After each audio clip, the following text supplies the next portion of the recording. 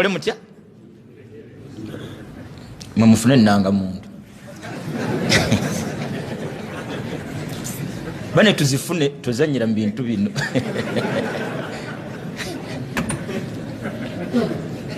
tuzifune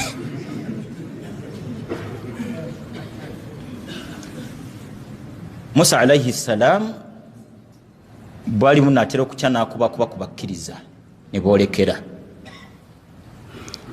buba busaasana bagukira ku mazzi ng'ekkuba eribaleese lyeriteeko bbazaayo bwe baba bakudduka ntegerekeka nga ku mazzi tekuli yadde ekifaanana olubaawo katoyinza kuŋŋa nti wamma kwaliko ate olubaawo kubuzeko kifaanana tekwali yadde ekifaanana olubaawo. aya ndoza ya 36 mu suratu Shuara. Musa ne be yali nabo bagenda okuzza amaaso emabega abali ne Musa basooka okutunulayo ng'ekkubo lyonna liserese buli kiyitibwa mu jaasi neyagawumulo w'emubende nga naye kwali oba tuli ffenna va ku oyo nga ne his excellence nga naye akakasa nti kiggwa ku luno kiggwa ddi. Allahu akbar. Musa alayhi salamu abakkiriza abali naye bamugamba nti Musa tunulako gye tuva. Musa okuzza amaaso ng'ekyamazima bye mbagambye nga ddala embeera bweri.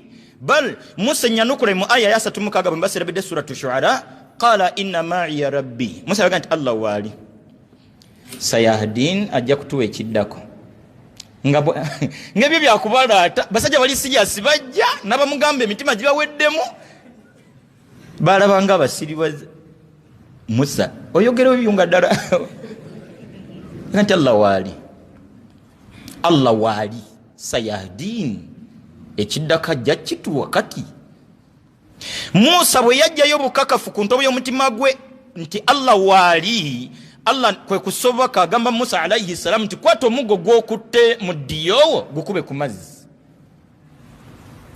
Musa ngaddira muggo ng'agugalula ng'agukuba ku nnyanja nga Allah yabuluza ennyanja amakubo 14 amakubo amakalu 14 kuba Musa n'abakkiriza ebika balimu ebika 12 kati Allah yateekateeka buli kika kirina kuyita waaki ab'emmamba nga balina kuyita waabwe tebalinyigiriza ab'engabi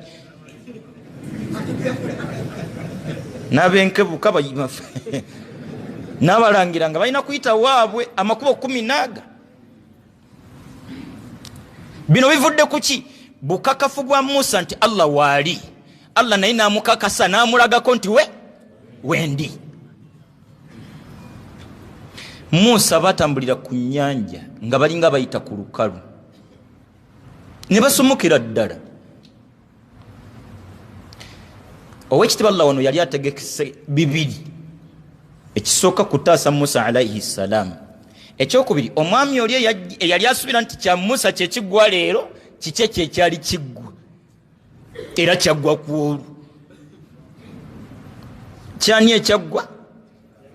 Kya Firawuna kyekyaggwa ku olwo era tewayita bbanga ddene Musa alayhi salam n'alayizibwa ku bwa his excellence nga tewali kyasi kivuze. Eyakola ebyo waali eyakola ebyo ekiddako sijja kyogera eyakola ebyo waali.